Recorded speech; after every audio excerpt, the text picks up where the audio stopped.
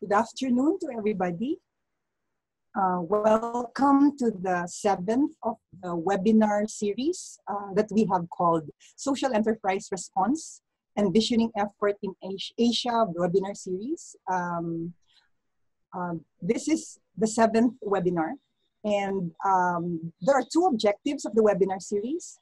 The first is to share, network, and collaborate on social enterprise responses, as well as responses of social enterprise institutions, resource institutions to the pandemic, towards evolving a responsive recovery program for social enterprises and the poor that we serve. And the second objective of the webinar series is to reconfigure what we call SDG acceleration platforms. These were platforms that we were about to launch with the UN SCAP in March to accelerate the sustainable development goals of zero poverty, reduced inequality, and sustainability. Goals that from the perspective of the UN system were not going to be achieved even before the pandemic. At the rate that governments and other stakeholders in the region were actually working towards them. So the social entrepreneurship SDG acceleration platforms were meant to engage social enterprises as accelerators of the SDGs. So with COVID-19, we're hoping that we will not only be able to work towards the recovery of social enterprises, but to reposition them as actors in the sustainable development goals towards its acceleration. So I am Lisa Dakanay, the president of Institute for Social Entrepreneurship in Asia, by the way, and I'll be playing host in this webinar this afternoon. We're quite fortunate for this 7th webinar to have with us Sunit Shrestha. He is the managing director of ChangeFusion, which is one of the leading incubators of social enterprises and resource institutions in Thailand. And with him, he has invited some of their partners as well, whom you will be hearing. And we shall also be featuring some other social entrepreneurs who joined us today from the Philippines. I hope that you enjoy our webinar today. And without much ado, I'd like to turn over the floor to Sunit, who shall be making his presentation. Sunit?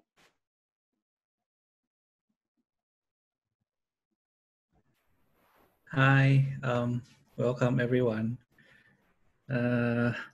Lisa, perhaps before I continue, maybe you can talk a little bit also about ICEA, because there are a few Thai social entrepreneurs or people who are working on the field that just come for the first time, so they would love to learn more about who is joining this conference. Yeah, so who's organizing this webinar series? Okay, so the Institute for Social Entrepreneurship in Asia is a social enterprise resource institution that was set up by social entrepreneurs and social enterprise resource institutions in the region with 3 mandates, to actually do knowledge creation, capacity development, and building of platforms to promote and develop the social enterprise sector in Asia towards contributing to sustainable development. So we are present in 9 countries, and we welcome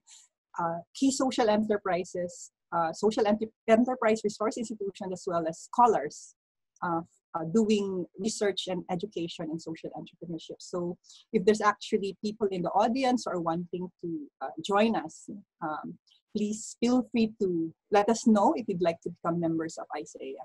So, Sunit, is that enough? Okay. Yes, so thank you everyone. So I understand this is like a informal sharing of stories and insights based on what happened during the COVID-19 and how social enterprises or social innovators are trying to solve the problems or finding new opportunities. So I would like to also introduce people who I kind of invite very recently, and they're super nice to join. So first, perhaps I will just introduce based on who is next to me on the screen, right? So, first, perhapsต่อPlus. He is a lecturer at Chulalongkorn University, but also he himself also working on social enterprise, working on anti-corruption. He have been doing some research on COVID-19 and social innovation in Thailand. So I thought I can invite him to share some story, and he just very nicely went back from running some errands on his wedding thing. So thank you very much. Second person is Mr. Sanon, right? He is I'm not sure exactly what he is, but I think he's a kind of serial impact entrepreneur. So he's running many things, kind of inclusive business type of use of hostels, and also some urban regeneration type projects and enterprises. And also during this COVID-19, he also worked on something very interesting that I hope he can share with us. Then we have Heidi. Heidi is actually also part of our team at ChangeFusion, but also she is now involved with setting up a new enterprise that bring together a few sustainable fashion or sustainable craft based enterprise together to come up with like a market platform for that. And during this COVID thing, she has been involved in setting up something. So that's pretty much it. So I have a little bit of slide that I can share before we get into conversation. So let me share it with you a little bit.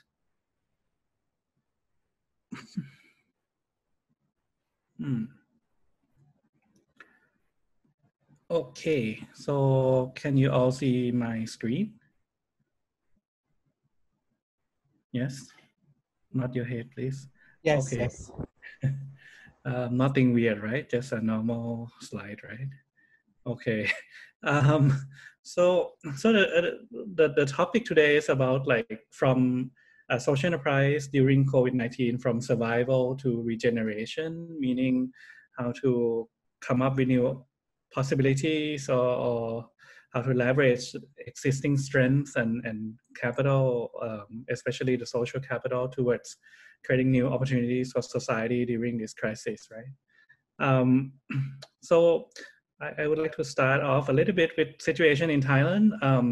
So COVID-19, we have been passing from lockdown into like, I don't know what phase now, things are opening up again. Medically, our infection is not very high and the new cases are very low. However, the impact on the economy seems to be quite horrible. So I just like all the numbers that recently came out getting worse and worse, you know, like last 2 weeks ago, like the Bank of Thailand come up with something, let's say like, oh, maybe we would have like, you know, -5 or something percent growth this year of the GDP. And then I think these few days ago, one of the Thai research institute came out and say that no, we probably gonna look at around negative 10% growth this year, which is probably much worse than during 1997, if you guys remember. And of course, you can see it's happening partly because of the tourism, which used to account for around 17%, I think, of Thai GDP is pretty much gone, and we don't know how much the local tourism thing would work. There are also some multiplier effects. We are seeing that, you know, like different companies, when they cannot sustain their operations, they're closing down, and it kind of affects the livelihood of so many cycles of people, and different new business are also failing and so on. So these are just some numbers, and then few organizations, even a more conservative kind of group like the National Economic and Social Development Commission, NESDB, also came out and say that we might be facing around 8 million people unemployment, which is one of the highest in our history. What is also interesting is that, Thailand is a very strange country. I think we are one of the very few countries in the world that were able to manage to have higher poverty situation. So the past 3 years we have increased, we have around 1 million people becoming new poverty people, so poor people by definition. Usually in most of the countries, the poverty level should go down and down. Thailand was kind of like that for the past few decades. And last few years ago, it kind of increased by 1 million. And this is before COVID. So and that is probably because of the whole inequality and structural issue in Thailand. So these people would be heavily affected by that. So anyway, so from there on, there's no numbers, right? So just story. So we looking at like big pictures. We can also come back to see smaller pictures, like social enterprise are also affected also by this situation, especially in Thailand, where we have many social enterprises or community enterprises that are community-based craft, sustainable fashion, sustainable tourism, community-based tourism, right? So these people are heavily affected. So these are some pictures from last year, I think. I got it from some newspaper. And you can see that, we have all this thing going on, and then suddenly like all these people would be gone this year. So that would affect quite heavily. And as I mentioned, there are, like many of the sustainable craft or products based, especially those that are linked to community. Most of the sales channel are actually trade show or trade sales channels, because things are a little bit more expensive. They need to communicate more. So, the online channel and it's a bit too high to do a typical retail channel. So they do trade shows mostly, and most of the trade shows are of course canceled this year. So that they were a bit in trouble, but of course most of people were pushed into the online channel. But there are a few, like in the north of Thailand, the Hill tribes related enterprises that actually work with community to produce these products and so on. They are massively affected because their income go into virtually like almost zero, because there's no tourists at all and there's no market to sell. So that's a big problem, and they are a bit too poor or a bit too basic to get into the online thing right away. So those are the problem. Coming like zooming out a little bit. About we have major economic crisis coming our way, but and the social enterprise themselves are suffering, but social enterprise also actually can be looked as a unique response model to broader national crisis, right? Especially the story we'll be hearing from Sanon and perhaps Nick and Heidi can show a bit more that social enterprise in Thailand, most of them are kind of linked to inclusive economy type work, where they really focus on creating local jobs, creating or maintaining local jobs, and most of their new work are very labor intensive compared to like a typical tech industry where like you can generate much more money but less labor, and therefore there's no multipliers for supporting the people.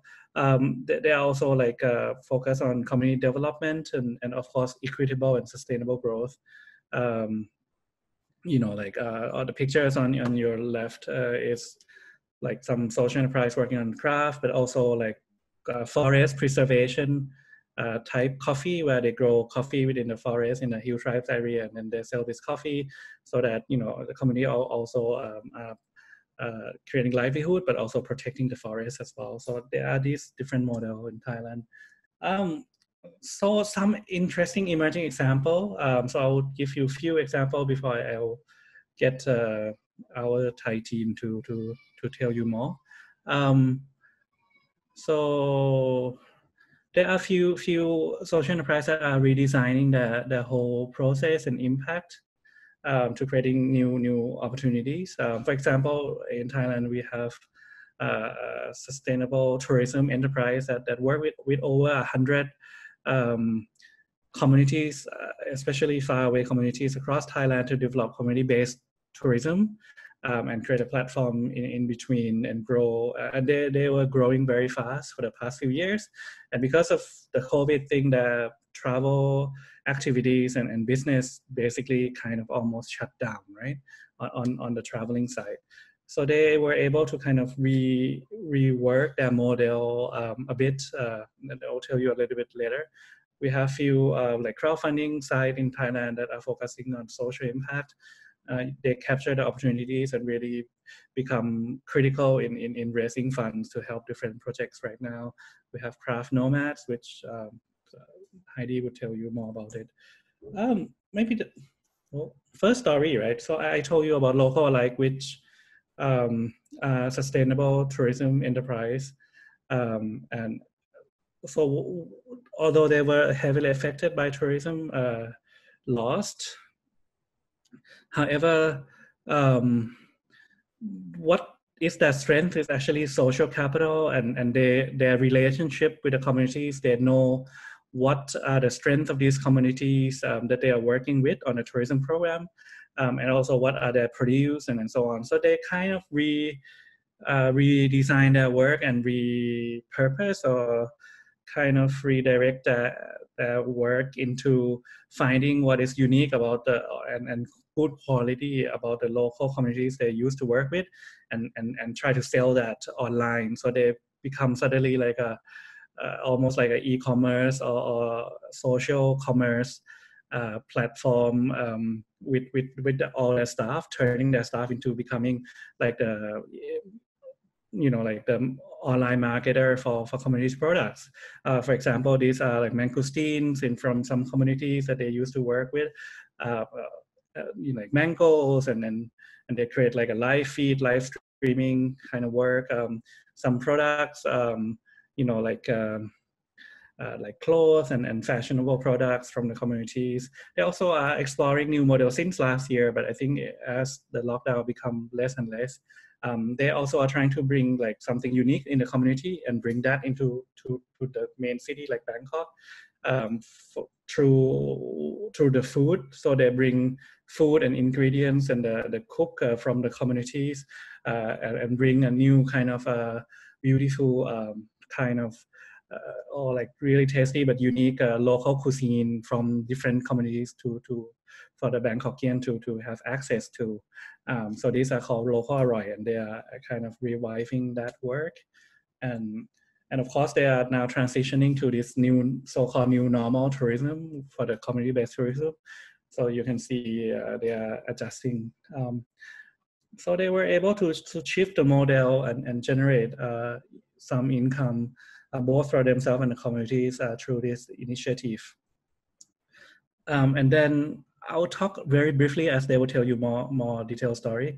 And then we have another case called Local Bangkok that now become Local Thailand. It came from like, once again, hostel, which is like a inclusive economy hostel in the older part of Bangkok city, like the old city.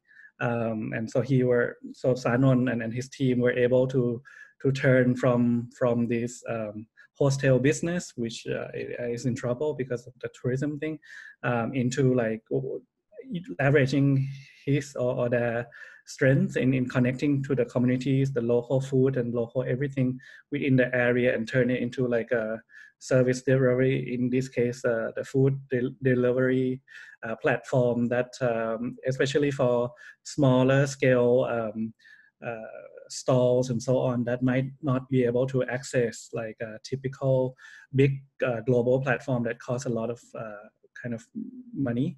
And they were able to recruit like the local people to become the delivery people and so on. So he will tell you a bit about that. And Craft Nomad is also a very similar story. In all this, I would like to say I kind of summarize based on what I saw that, for social enterprise to kind of survive and thrive on this thing, one interesting way is to really look into how they can redesign their impact model, the work process, and redirect all that attention and resource to do so, and how they can have some strategy that allow more resilience, meaning like ability to absorb these shocks, so diversify their work, diversify their products or service, and so on. And also regenerate, which is like finding new opportunities based on some existing capital or relationship, and then turn that into new business or new opportunities. And some of these cases kind of show that very clearly. So yeah, I think that's it from my presentation. So perhaps before we go into the actual detail, I would like to invite maybe Nick or Pat to tell us a little bit briefly on how his work on COVID-19 and social innovation in Thailand is kind of happening. Okay, thank you, Kapi Sunit. Yes, my name is Nick Papat Yomanat. I'm an assistant professor at Faculty of Economics, Chulalongkorn University, and as Kun Sunit kindly introduced me earlier, we together we are currently doing a research on social innovation that fight or have emerged during the COVID-19 crisis. So all the examples that Kun Sunit has just mentioned earlier has been incorporated into our research, into our data.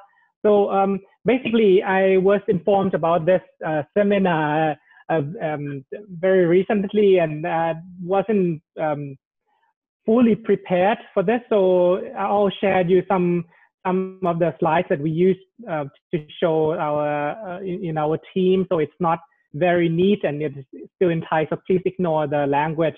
But I'll just show you the number or the data that we have collected. So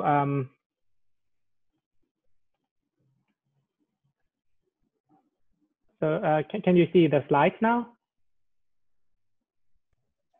Yes. Okay, thank you. Okay, so basically this research project that Kun Sunit introduced earlier was basically something that we are working on, looking at look at the emergence of social innovations during the COVID-19 crisis.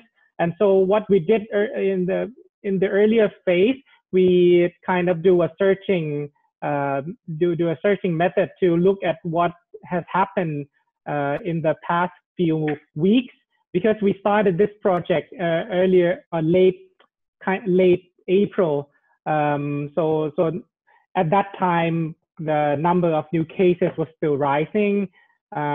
We were in earlier phase of lockdown, and we still have more cases than like 0 case today.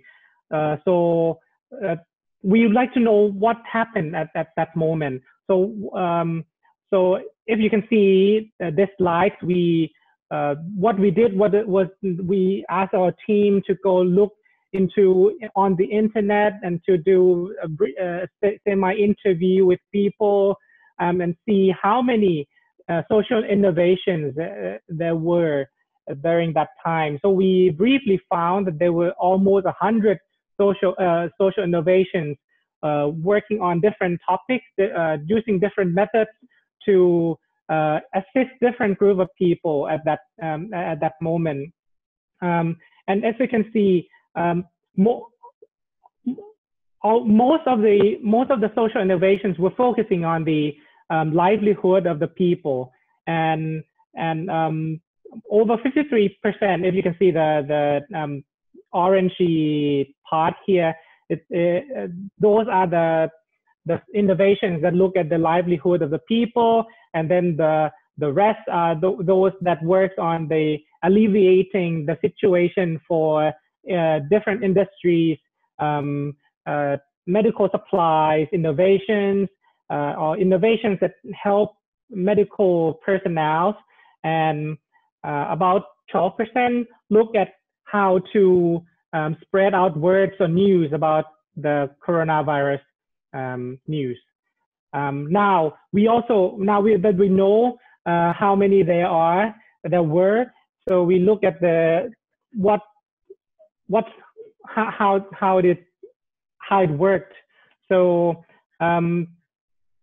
so most of the social innovations that we looked at focusing on creating supporting social distance, and about 16% to 15% look at becoming a platform to support different groups of people. For example, the low call that Kun Sanon has been doing, and then Kun Sunit has briefly introduced earlier, is one of the platform that we are looking into.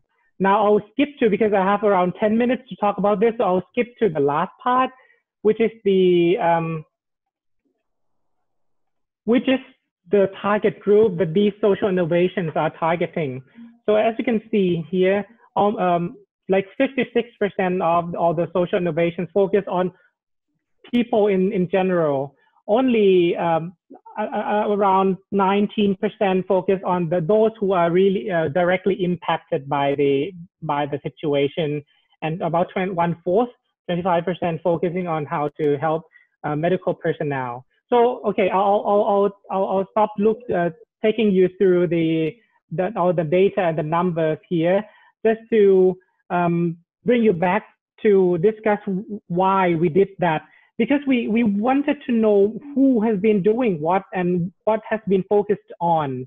And these are the results that we find. So the next step that we would like to do is that to see whether these social enterprises will thrive after the coronavirus crisis, and how if such crisis happens again in the future, or it might not be virus, it's pandemic, but it can be other situation. How can we motivate more people to jump into this sector, or to motivate existing social enterprises to start working on social innovation to alleviate the situation? So I'll have another slide to show you. It will help me go through this easier. So let me just share this. Again, please ignore the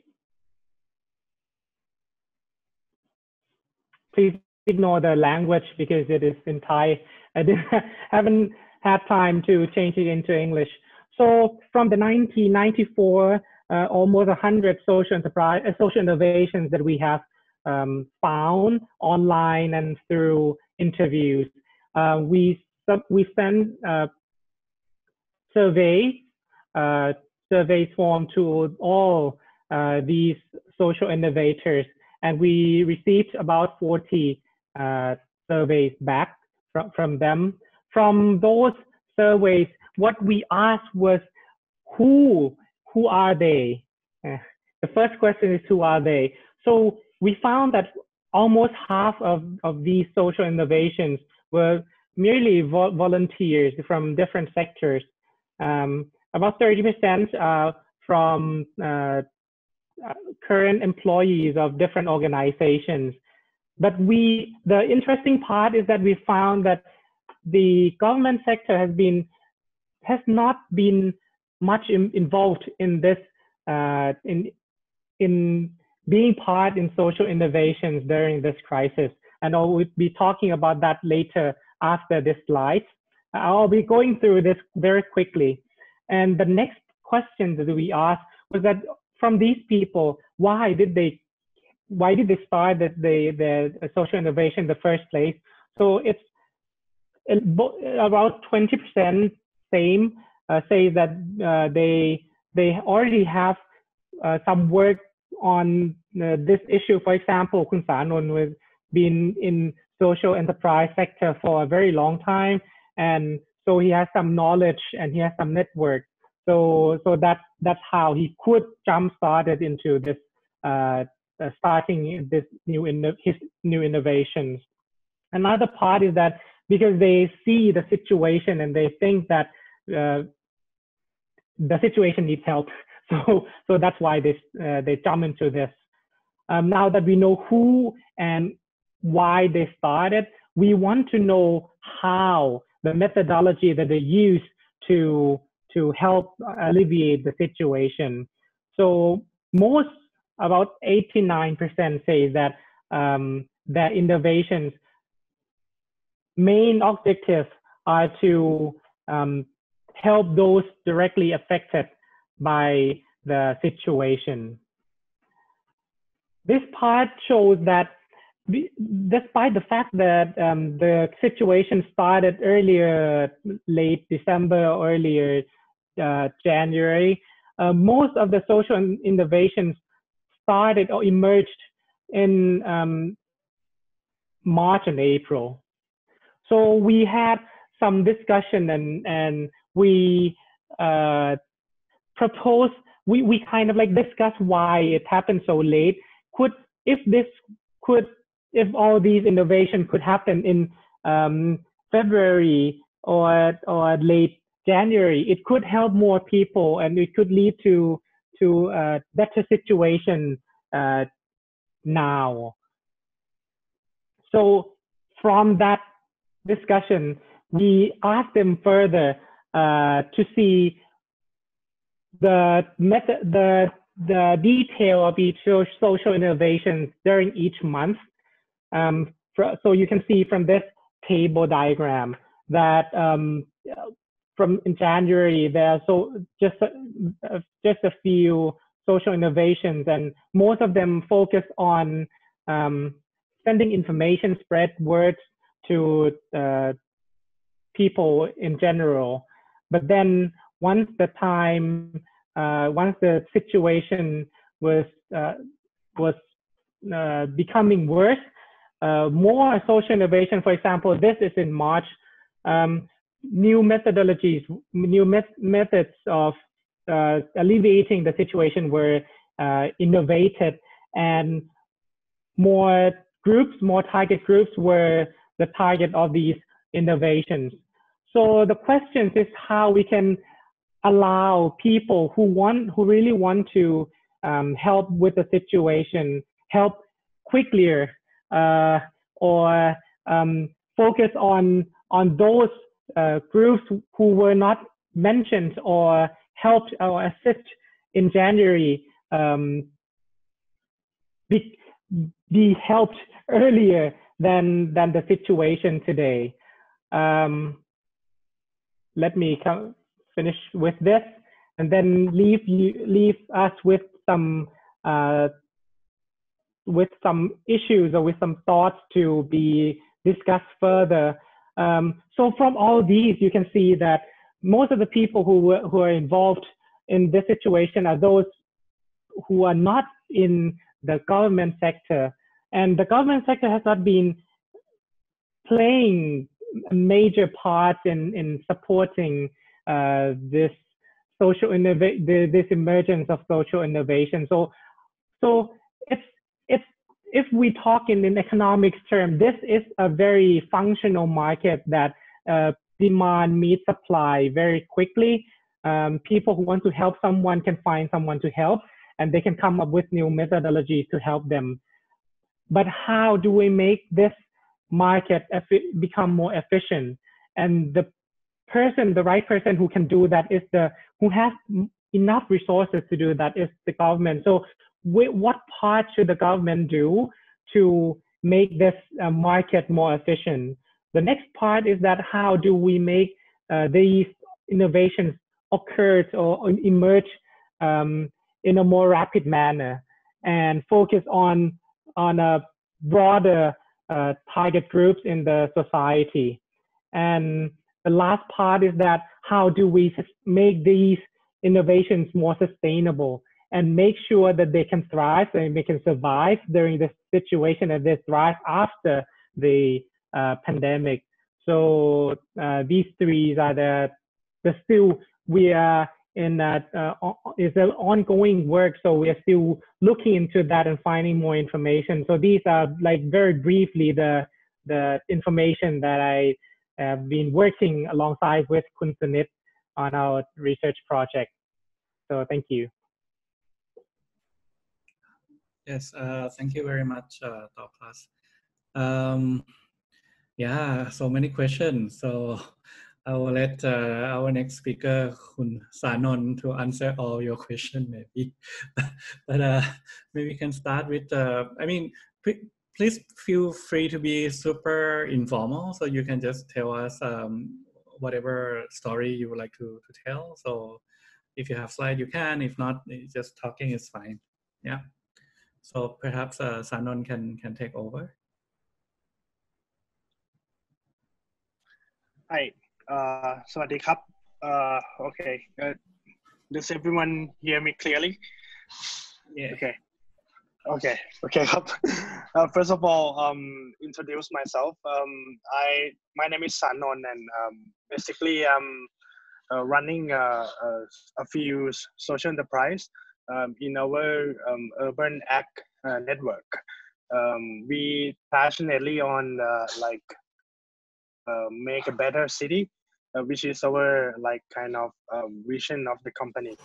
And I 6 years ago I start social enterprise on basically on inclusive economy of the hostel, where it's located in the old town of Bangkok, where everyone might know the Grand Palace and a lot of temples, or the place like Khao San Road, or where all the backpackers or all the tourists are heading to. But what we are trying to do is to shift the demand to more or like a local enterprise or the community, where they all have like a very rich culture and very good food and everything. So that is the intention at first when I start social enterprise 6 year back date. So after the COVID, and and a lot of things happen in the old town. For example, there are as we all know, the King Ramanai passed away on 2 or 3 years ago.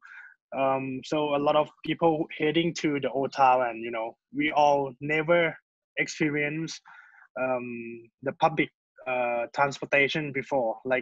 Majority of Bangkok people, we all use the private car.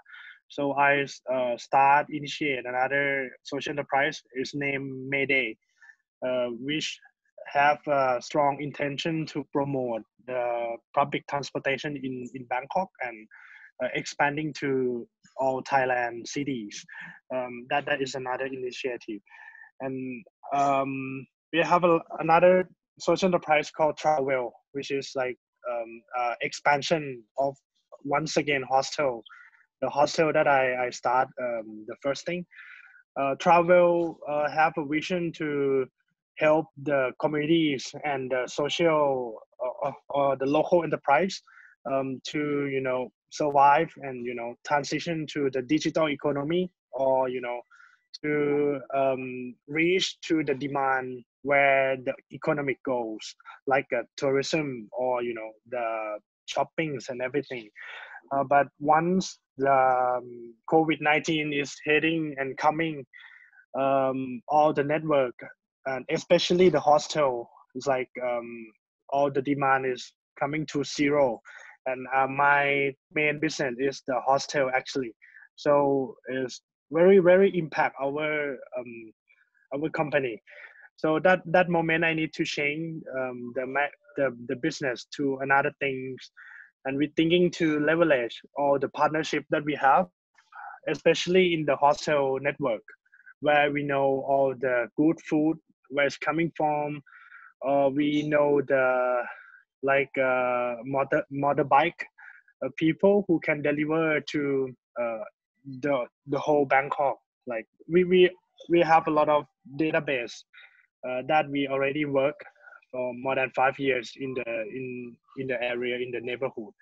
So that moment we want to support the local enterprise, or they have there are another threat that there's a lockdown, right? And all the small business need to stop their shop and use only delivery service, where I believe that a lot of people and a lot of shops never experienced this service before.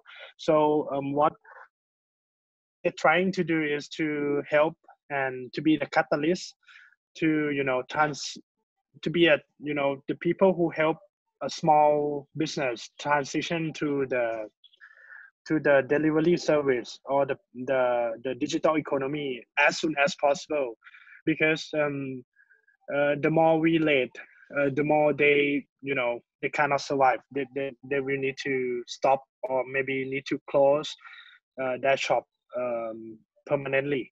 So I and our team with the hostel team, like around 6 to 7 people, we thinking to the new model that delivery service that help on the neighborhood or the community based delivery service, where we will use 3 people to help each other. First people is the one who know the digital economy, who know how to use the delivery, how to reach to the demand, uh, which is at first it is us, it is the hostel. And the second people is the small business or small restaurant that never used the delivery service before, and they are impacted by the coronavirus or the COVID. And the third one is like biker. We call it biker because they are all like the people in the community where they have a motorbike and they want to help the community as well. So these 3 people come to help each other in the name of the platform name local, which is like local and call, because we use a telephone to call every restaurant. In fact, in real life. So that is what we are trying to do.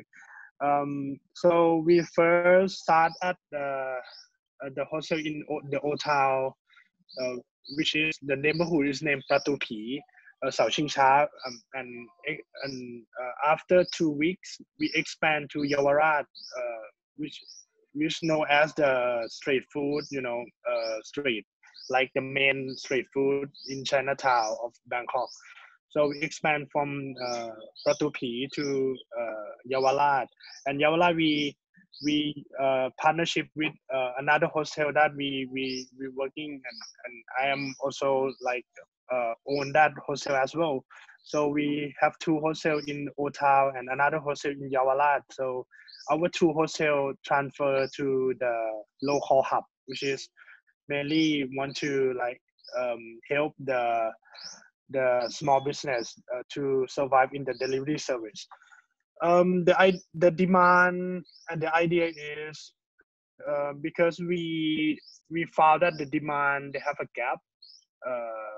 When you want to order the delivery food, you need to target one restaurant, and you need to have like one one order, one biker, and one restaurant, right?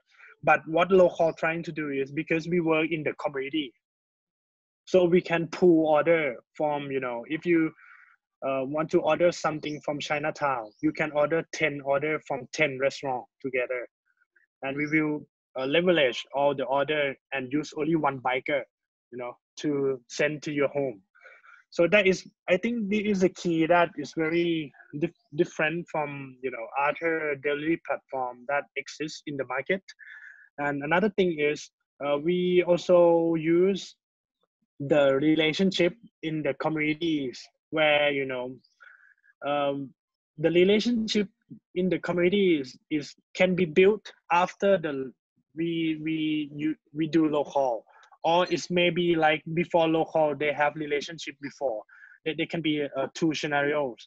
But after you do local platform, you have a local platform in your communities, we guarantee that the relationship will be better, because you can imagine how the community can be if you are the hub, and you can increase the revenue for all the shops in your communities, so everyone is happy.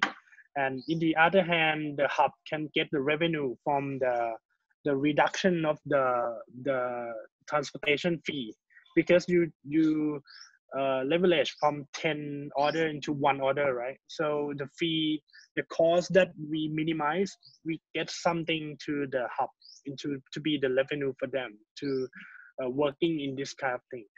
I think yeah, that is what local platform work, and we start from very small in the old town, and then we expand it into Chinatown, and now we have 12 hubs working in the local platform in 3 cities, Bangkok, Chiang Mai, and Sraburi.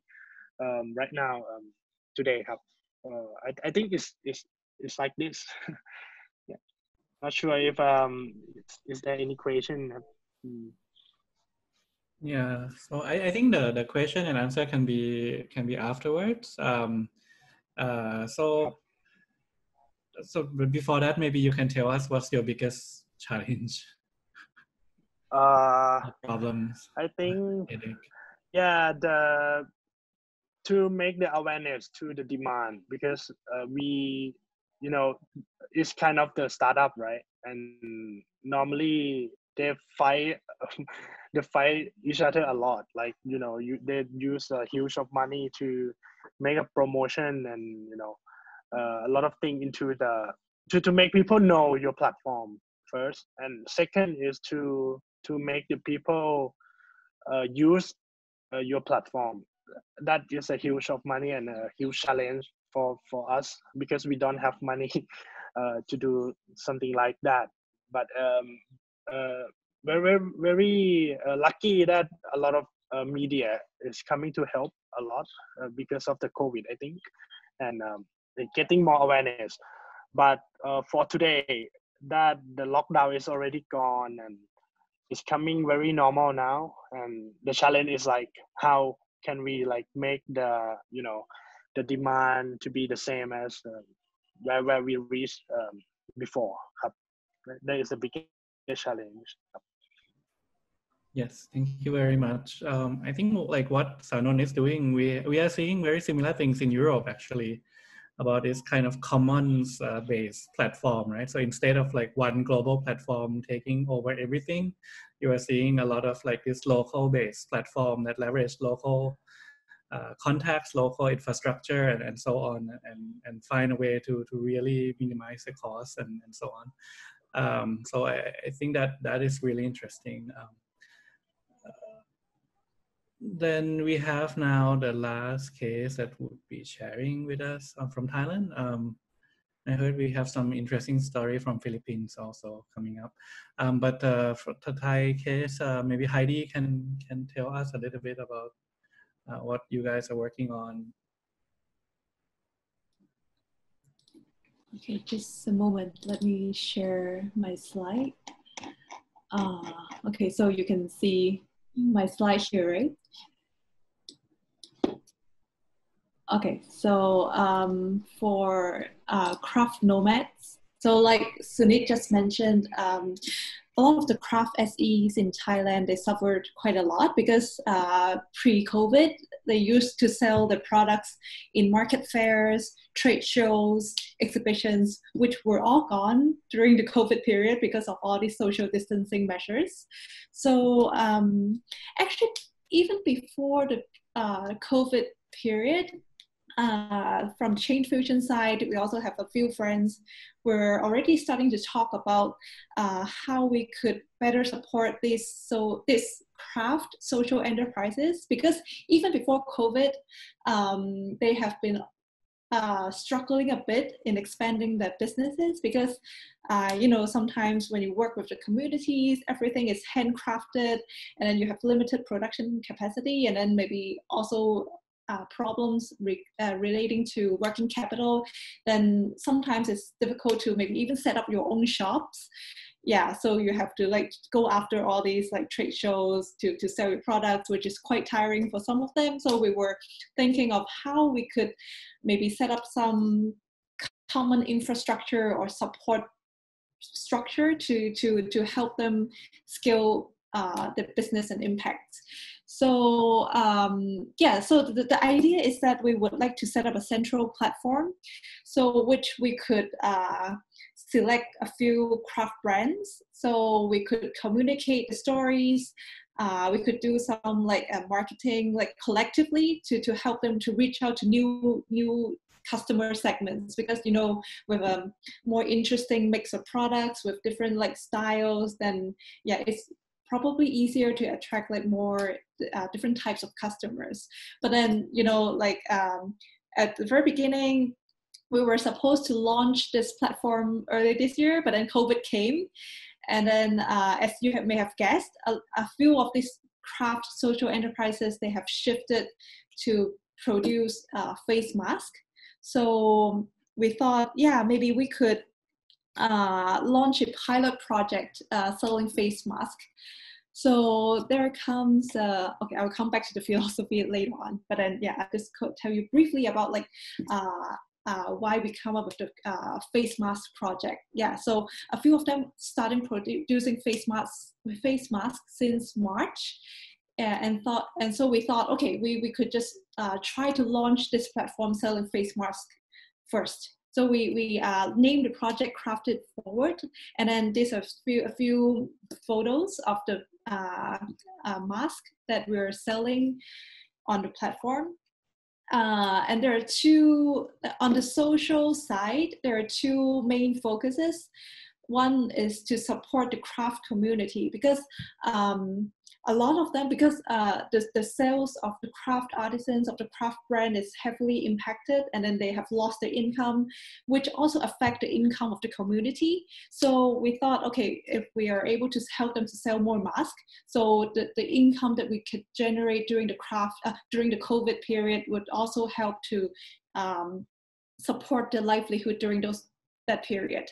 And at the same time, because it's also kind of a COVID response project, so we thought we could also do it a bit like a mini CSR project, which is to allocate part of our revenue, actually 20% of our revenue, to support face masks for disadvantaged groups, such as like children in refugee camps. And actually currently there are a lot of, the schools has already opened, but then a lot of the school children, especially in faraway schools, they do not have the face mask to wear to schools yet. So we're still doing this kind of like a charity project to support like these disadvantaged groups. So coming back a little bit to our brand philosophy first. So actually we in ChangeFusion, we're already working quite closely with a lot of social enterprises, and then in Thailand there are quite a lot of SEs working in the craft area.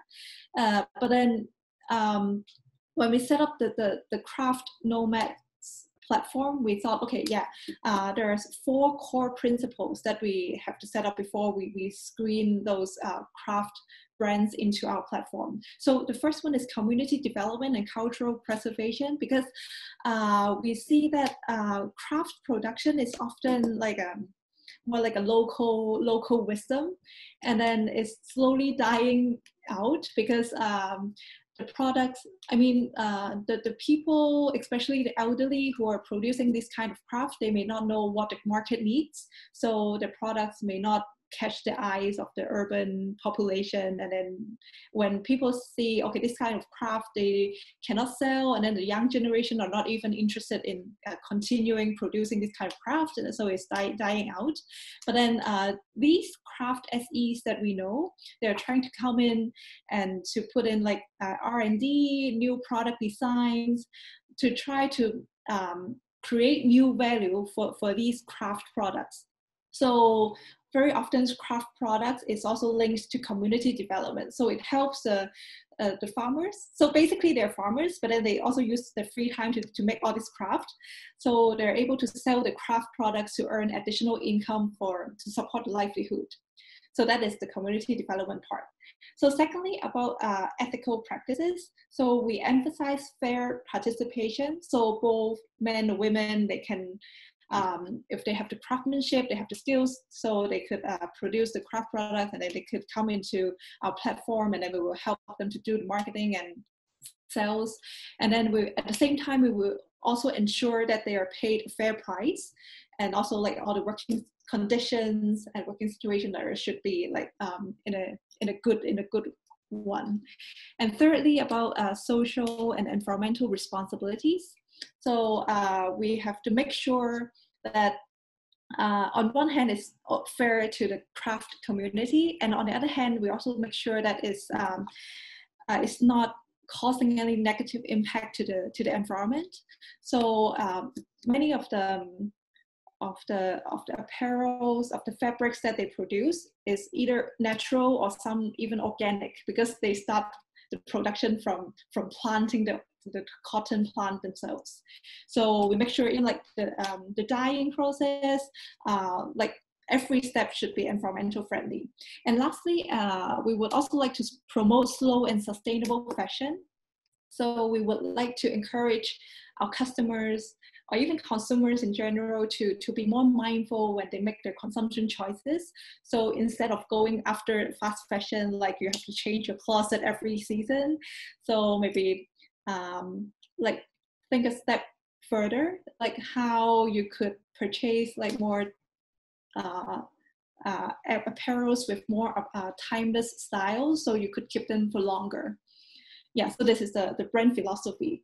And then, like I said, actually starting from last year, we have already starting to engage a few craft brands. So the 5 craft brands here that you see, they're all from Thailand, from different parts of Thailand. Some from the northern area, some from the northeastern region. And then, yeah, they have like quite different styles of craft. And then we thought, yeah, it could produce quite an interesting mix of products and styles for our platform. But then, yeah, for the Crafted Forward project, actually, I only the first 3 brands, so it's Pulkram, Fokcham, and Wanta, collaborated in this project because they are the ones who produce masks, but for the other, they're not ready to produce masks, so they have other projects of their own. So, yeah.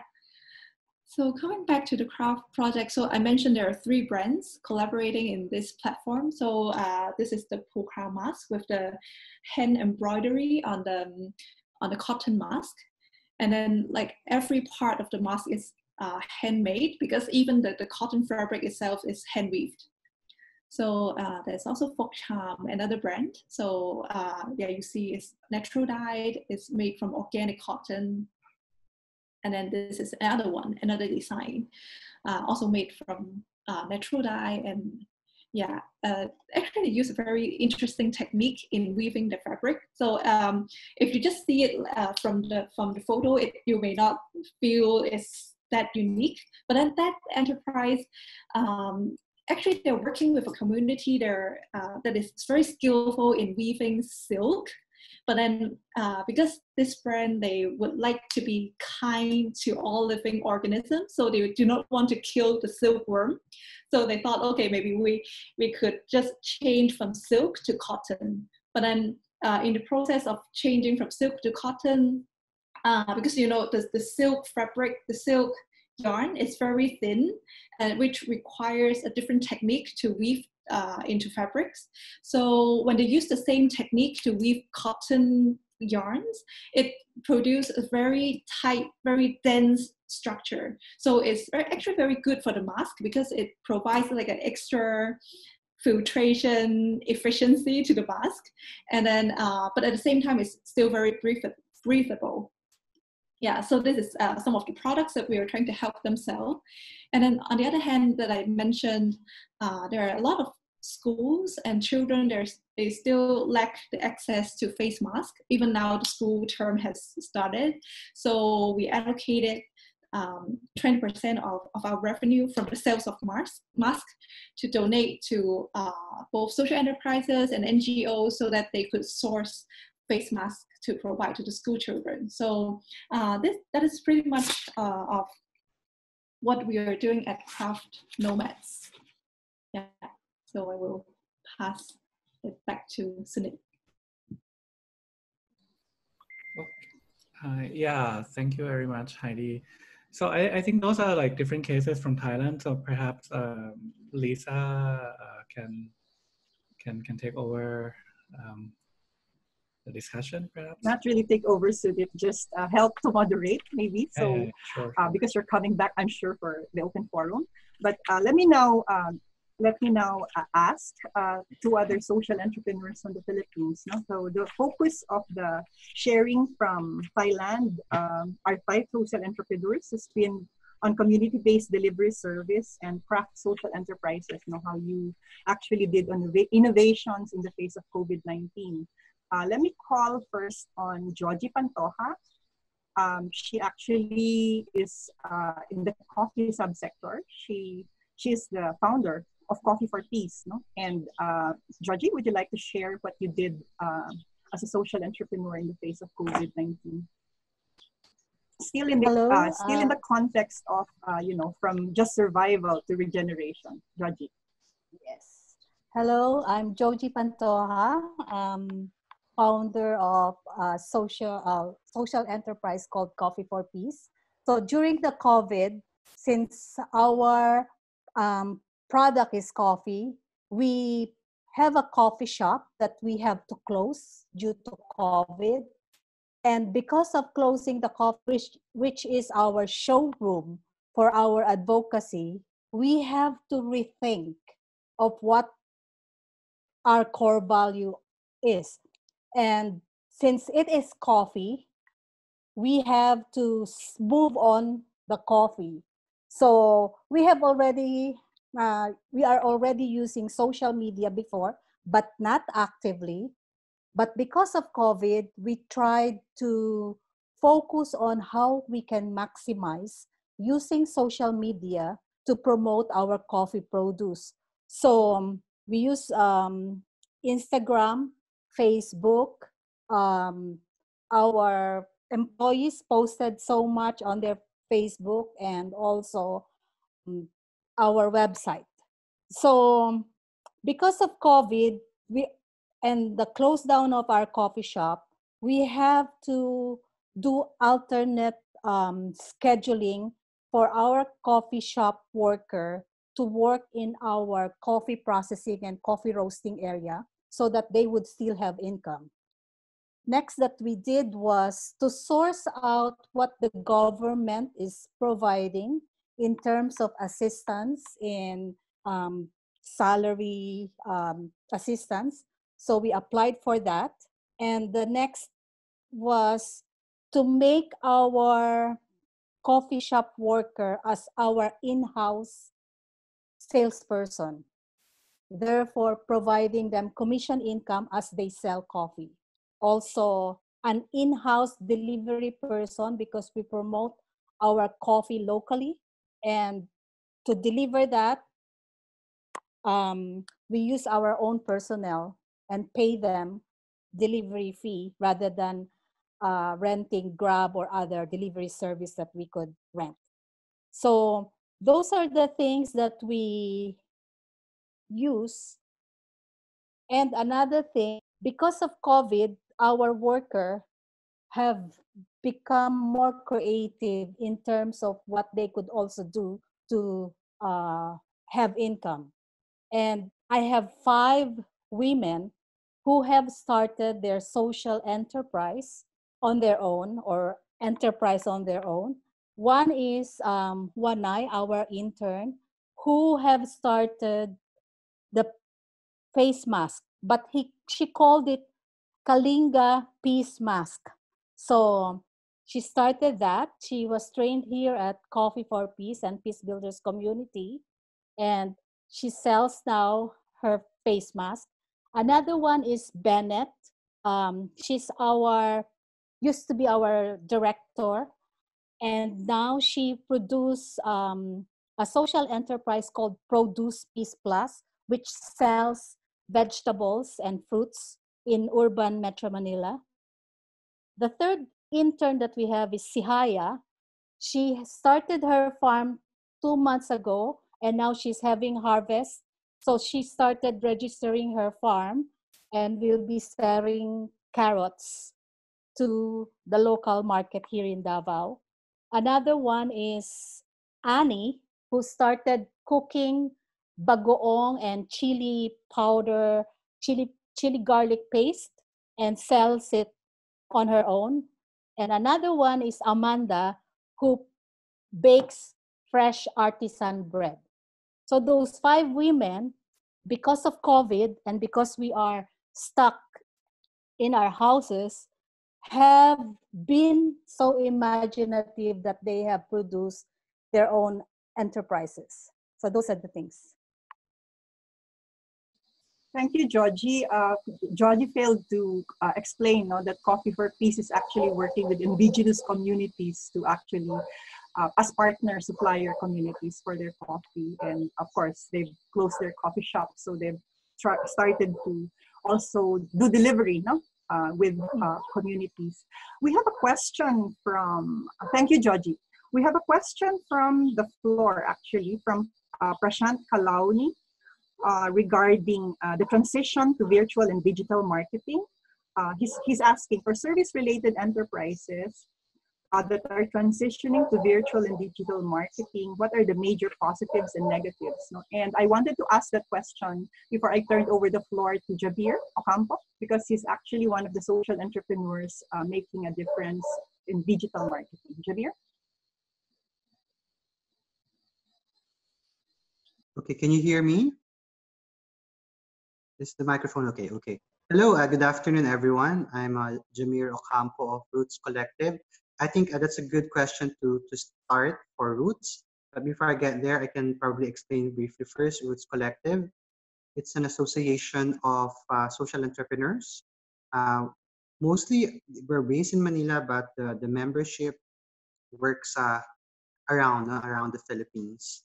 And that's a nonprofit institution, but we have 3 programs that we work on for social entrepreneurs, not just social entrepreneurs, but young creatives and young startups. So one is coming up with a market access program. The second is designing, product design development. And third is in terms of business management support. So, but basically we wanted, the end goal is to strike collaboration between grassroots communities around beyond the city with a young entrepreneur. So our first, the biggest project that we started for the past 2 years is focusing on market access. So we basically work on physical retail. I've been hearing a lot, I've been hearing a lot from our Thai counterparts to talk about trade fairs, pop-up stores, mall positioning. So that's basically what our first strategy is, and it has proven to be effective in generating sales. So before the pandemic, we have around 2 major stores. One is in a major commercial mall, and we have around upcoming 3 more commercial mall store. All of them have been, we have to close down all of the physical stores because of this pandemic. So what we have to do last March when the quarantine was announced, we have to immediately pivot to our second project, which is the e-commerce platform. So we immediately pivoted to an e-commerce, and maybe that will answer some of our experiences because we've been doing already e-commerce. We have around already 100 merchants. Probably 40% of those are social enterprises or inclusive businesses, while 60% are more of creative businesses or basically traditional business startups that are young.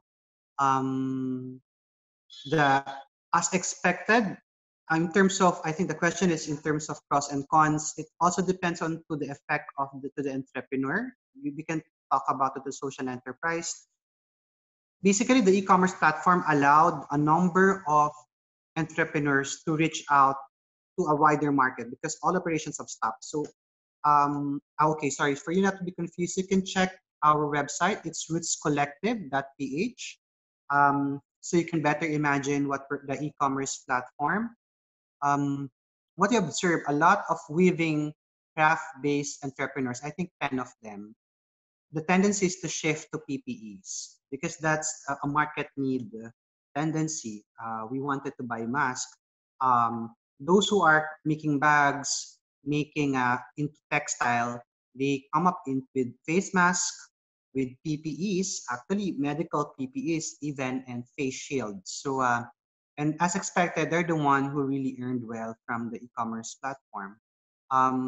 But we have yet to see, of course, it's hard to really promote other types of products that are considered non-essential because the tendency is to go for essential goods. Also food and health products and sanitation products have been sold well during the e-commerce. So in terms of so basically we've seen that the effect. However, the negative effect is we have yet to see really we have to remember we have to design our e-commerce, and that's the next step for us to address the rural folks who are just producing fresh produce and also who are just producing the fresh harvest. So the challenge now for the e-commerce is to come up with a different campaign to approach, come up with bulk buying, because with experiencing the Philippines, a lot of farmers during the harvest time are not able to move their products from the provinces to the market. So we're now trying to develop a B2B program that will help us, a B2B to B2B, that will come up with a bigger supply and also get this bigger supply from bigger businesses. For example, coffee, I don't know, cacao. We'll have to scout what commodities, and we will have to consolidate the orders directly from rural farmers. So I think the biggest project is coffee, because coffee was also hard. A lot of coffee farmers in different areas of the Philippines, they were not able to sell their premium beans to the market, and there's no order anymore. So we have yet to check that out. We also have yet to see if we could also do a special campaign in the e-commerce on coming up with more product innovations with the grassroots communities, because there's a lot of market reorganization now in terms of marketing trends on what will sell in the market, especially in the new normal market trends.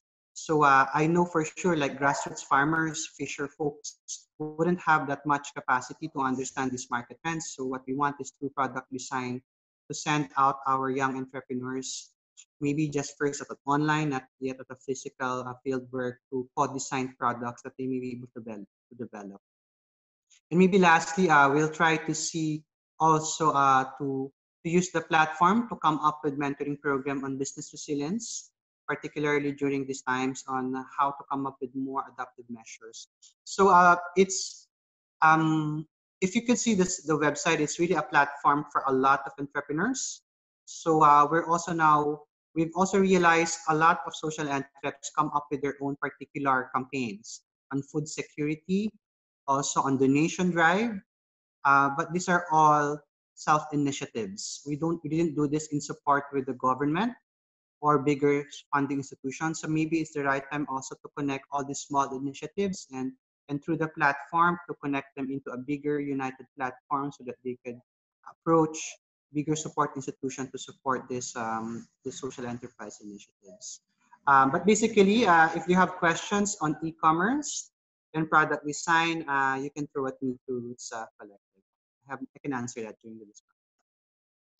Thank you, Jamir.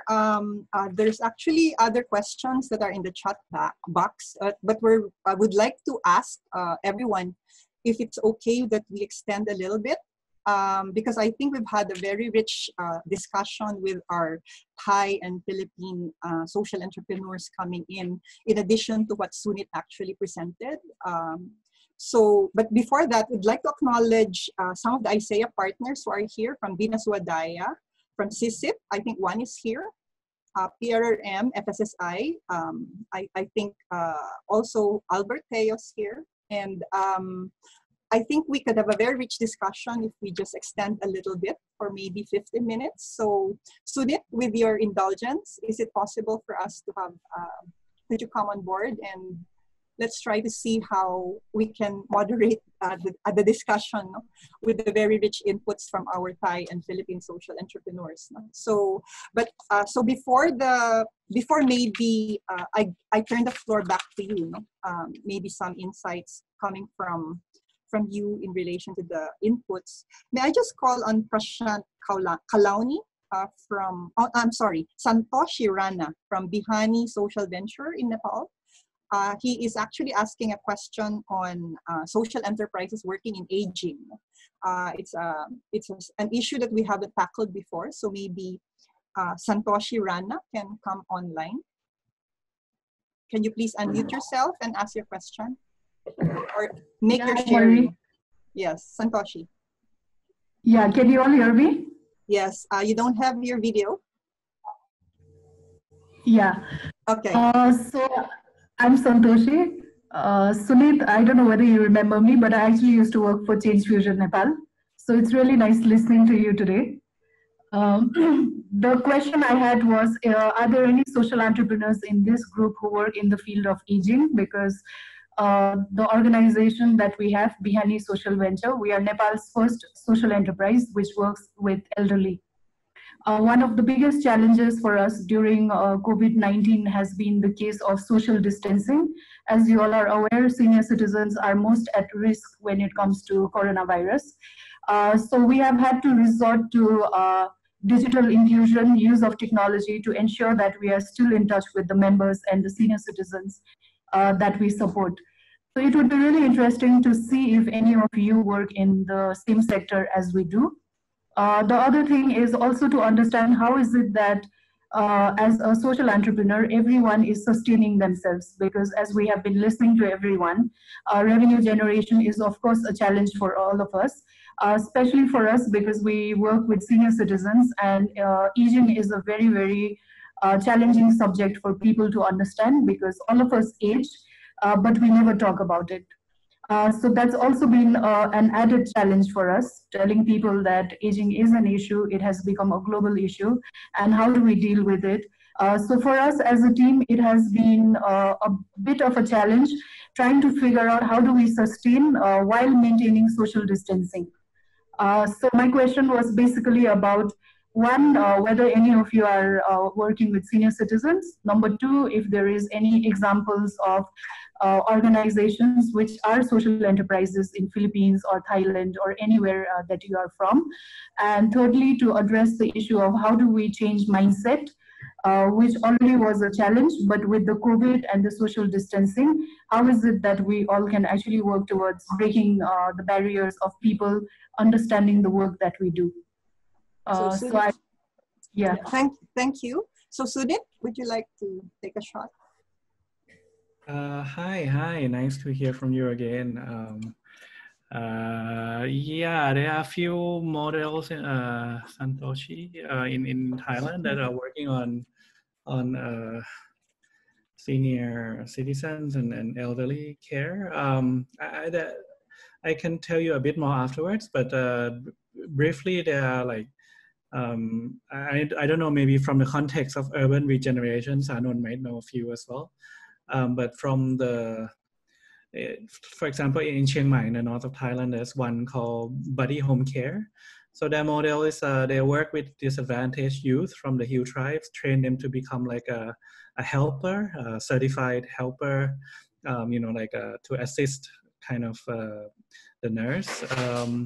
So they were able to do this model to help and create like a network structure to help with the care for the elderly in the area who the elderly pay, but instead of like one-on-one type model where the elderly care model work, they actually create a network where they kind of rotate the visits, so the model got cheaper and so on.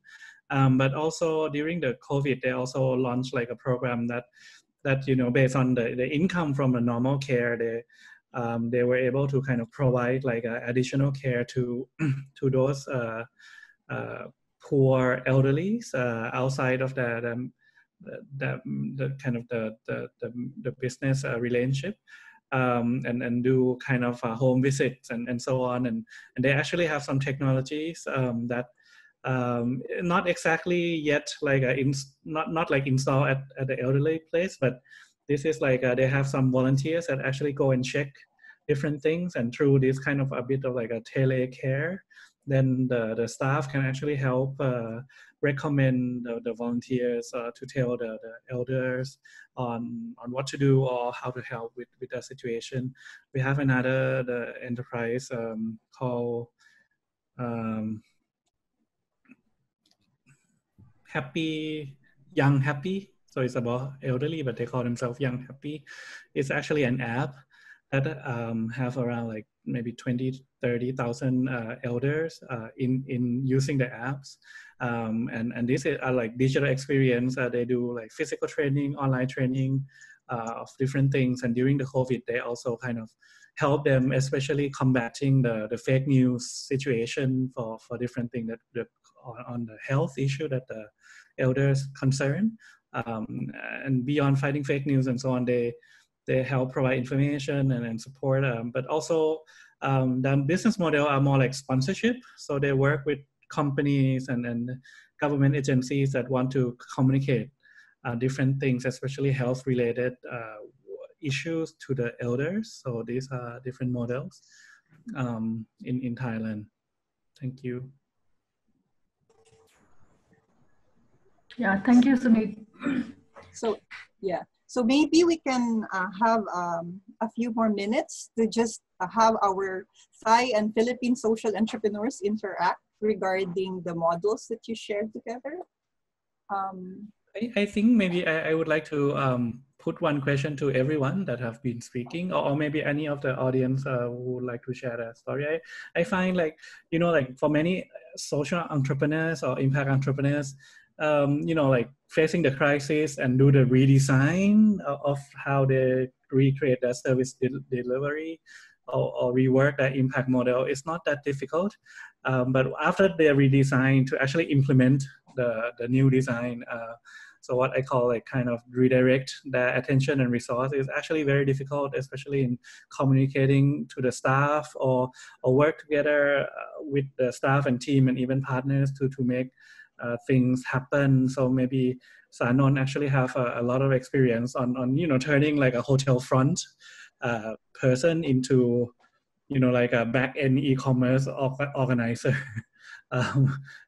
logistic person. So I don't know, maybe you can share a little bit on that.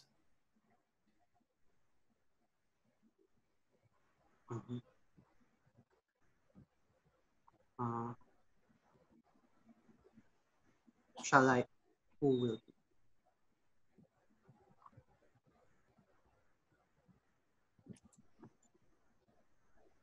Your video.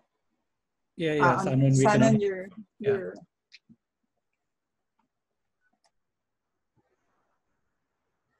Maybe we can share. Yeah. Sorry, what's that? Here, Shannon was actually being asked to share. So just a minute. Sanon?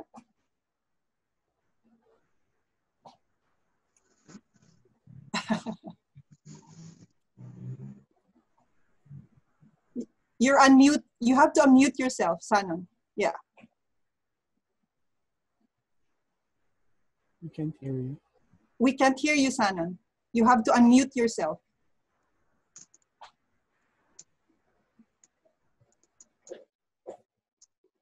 Sanon, we can't hear you, sorry.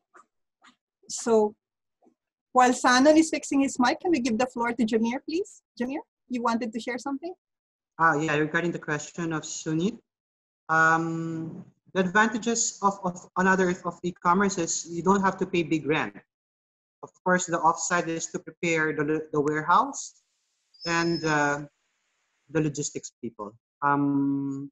So far, we have a warehouse. We're able to get a warehouse, but because of the difficulty in moving around the place, and it's limited in the Philippines to just get from one village to another.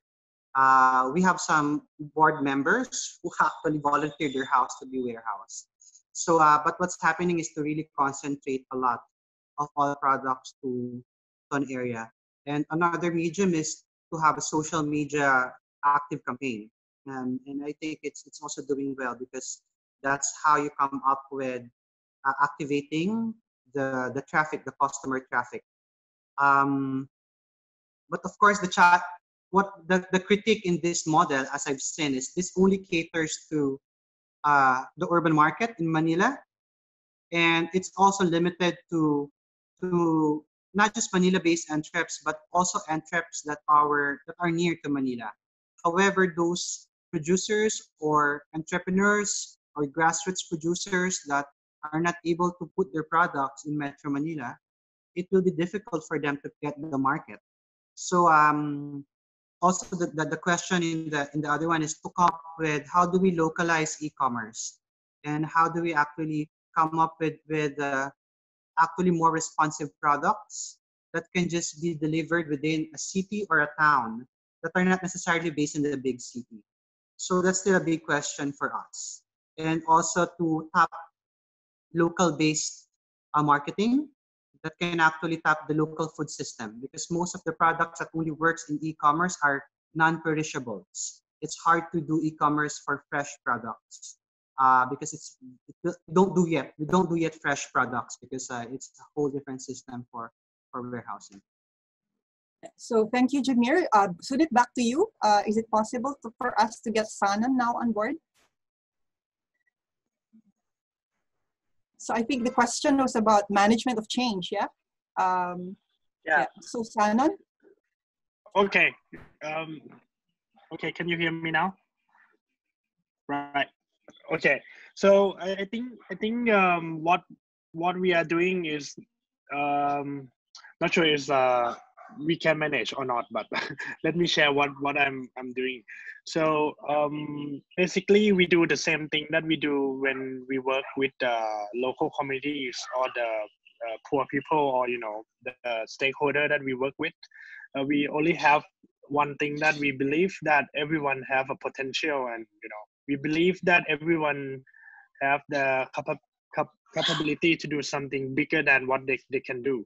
So even though we are the staff that work before is the receptionist, or maybe someone is a barista or the bartender actually at the hostel, but when we do the platform or the delivery platform, they all change the skill and they all need to adapt into the new way of working. So basically I think we just believe that everyone have a capability and know that they if they know how to work, someone can coach them and train them more, that they can work. That is the foundation of what we believe, not only when we work with the local communities, but also believe in the people in our company. A second thing is, I think it's since recruitment that we very clear what we promise. Like we promise to make a better city to whatever we do. Like when we do the hostel, we try to inclusively work with the neighborhood, and the people who are coming to want to work with us. At first, they understand this kind of promise or vision that we want to do, even though the work that they are like sign up is the receptionist, but it's not only the receptionist. It's a receptionist that want to change for the better city, or something that they want in mind, since they like sign up for the company. So when we need to change from reception, from hostel into another business, the promise is still there, the vision is still there. So that's why the people can adapt to the new mission or the new work that we establish. I think it's just that, but I would say it's not 100% that happy. They're all like, someone is not happy too, because it's changing like more than, I think 100% for someone. So someone not want to change. So we need to say goodbye as well. Yeah. So that is what we are doing. Actually, Sunit, I don't see any more additional questions in the chat box, but I think, why don't I turn the floor over to you for some last words before we close the session? Sunit? Last words. Last word is not a good word during the no, this is not the last webinar. Yeah, so yeah. So thank you everyone to share in this today. so from like different stories from Thailand and also in Philippines and also question from Nepal, I think this whole thing about survival is the key of our work, right? Especially financial how do we survive financially, but also like from all these cases you can see that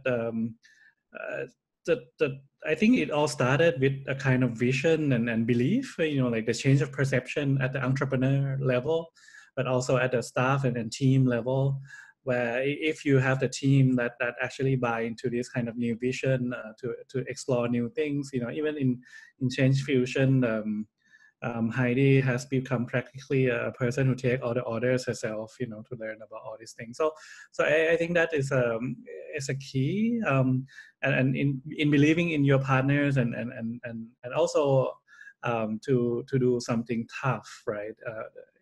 In this kind of situation. So I think that is interesting, and as I mentioned earlier, that I believe at the end is also about regeneration. Like people talk a lot about resilience in terms of how do social business or social enterprise actually survive or are better at absorbing all these shocks in the systems, economic or otherwise. But beyond that, I think like nature, right? You need to regenerate, right? We need to change, you have to shift and evolve, right? And I think our evolution for social enterprise or impact enterprise are very clear. The goal is not only to make money, but to as like our friend was saying, to make better cities, to make better livelihood, to make something more interesting, to make something more colorful. At least that's for me, like capitalism is so boring, we needed to make it more colorful, right? So with these kind of evolutions kind of concept, right? And I think regeneration on capturing what I think all these cases show that you already all of these cases have some existing relationship, existing capital, existing trust with different people and a purpose, and you are just kind of reorganizing all those things very quickly to capture the opportunity and solve the problem. And then of course, whether we're all going to survive is another issue, but I think we need to regenerate it and see how to create new impacts and new innovation and transformation in the world. Yeah, so that's it from my side. Thank you, Sunit. I think we've had a very interesting webinar today with many inputs coming from both social enterprise resource institutions like ChangeFusion and our social entrepreneurs from the Philippines and Thailand. And innovation, social enterprises as vehicles for social innovation has been a very clear message, I think, in all the presentations and sharing. And management of change has also been a very important theme. And in relation to the platforms that ICEA is actually thinking of launching, reconfiguring in relation to the acceleration of the Sustainable Development Goals, given that poverty and inequality, as Sunit was explaining earlier, had worsened, the themes that I think came out very clearly from the sharing has been sustainable livelihoods, urban and rural regeneration, as well as sustainable consumption and production. And I think with that, this webinar has provided us a lot of food for thought for the development of the platforms that we are thinking of launching by September 16 to 17 during the Social Enterprise Advocacy and Leveraging Conference of ICEA. So with that, I'd like to thank Sunit Shrestha for leading this discussion this afternoon. I'd also like to thank Torplas, Sanon, Heidi, as well as Jamir and Georgie for your sharing. And before I end, I'd like to invite everyone to our next webinar on July 14 at the same time at 4 p.m. Manila time, 3 p.m. Bangkok. And this will be a sharing on Hong Kong social enterprises. No? So we will be having Howard Ling, a serial social entrepreneur in Hong Kong, moderated by Professor Albert Teo, who is actually with us this afternoon. So with that, thank you very much for a very lively sharing this afternoon, and see you in the next webinar, as well as in the Social Enterprise Advocacy and Leveraging Conference in September. Thank you very much. There has been a request that for everybody who is here, can you just turn on your video And our staff are going to take a picture of everyone who's still here so that we can have a souvenir shot for this webinar. So can everybody come on board, please? There. Yeah, I see everybody's nice faces. So thank you very much for taking the time to join us in this webinar series. I see a lot of the ICEA family still here. So from all over Asia. And so has the shot been made, Gomer? Or Buds? Give me a minute. Okay, so I'd like to acknowledge, yeah, so while we're smiling, I'd like to acknowledge Juan from CISIP. I'd like to acknowledge Marlon from PRM, Dodo from FSSI, Emilia from Binaswadaya. Of course, who else is here? Anna also from Binaswadaya. Kai from PRRM. Kai also from PRRM, yeah. Our ICEA family is still here, no? And of course, we'd like to thank everyone for joining us. We also have with us also our Social Enterprise Action Research team from ICEA. Zone and Ria are both here.